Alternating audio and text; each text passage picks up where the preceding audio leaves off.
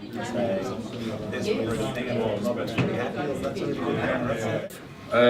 we have a special night where we have a joint collaboration between the AIE, the Australian Institute of Energy, the Victorian branch, and the Energy Efficiency Council.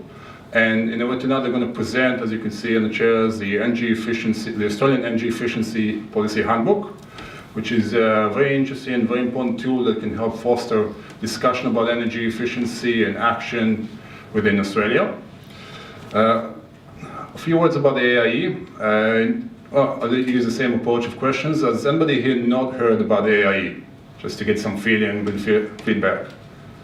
Okay, cool. So I see everybody has heard of the AIE. So I'll say in one line, the way we see the AIE, our activity, our vision, and our mission is to help share knowledge and facilitate networking. That's why in an event like this, we have the excellent speakers we have, and afterwards we encourage everybody to stay, have a drink, ask questions, exchange business cards, and just network. So tonight we're going to talk about energy efficiency. And just before that, we can say that we're living in very interesting times. I imagine most of you have heard that they're talking about the closing Hazelwood power station, probably before April next year. That might change, but if anybody is following the markets, the options markets and the spot market, you can see that the price is already reflecting those decisions. South Australia has been going on for months already, so these are very interesting times. People who pay businesses and households, we're talking about big increases in price. And this is, when we're talking about supply and demand, well, we all know what's going on with supply anyway. Close your power station, we've got solar, but then what about the demand side? What can we do? This is what us as consumers can do to mitigate price changes or price rises.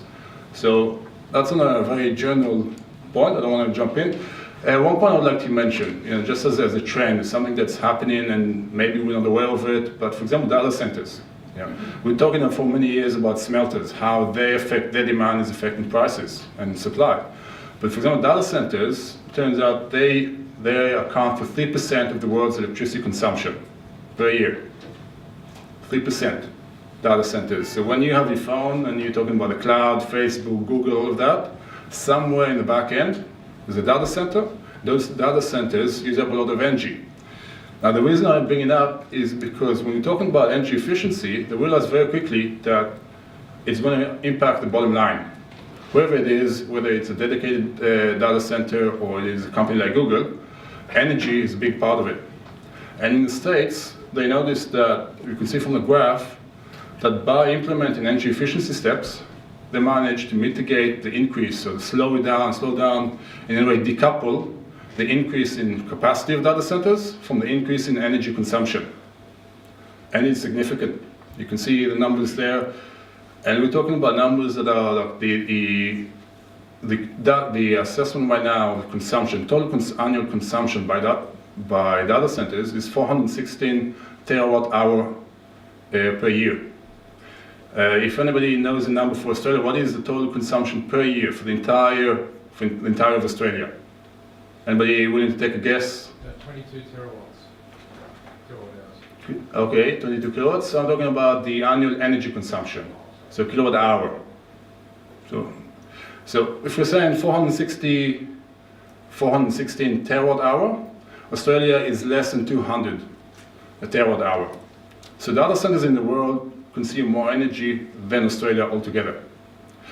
Now, so it means it's a lot of energy. Now, the reason I put it up is to show, I think this is a good success story of where energy efficiency can have a big impact. And this came up from policy in the States as well, from the companies understanding that this is one of the big factors, this is one thing they can do to help their margin, to improve their energy productivity.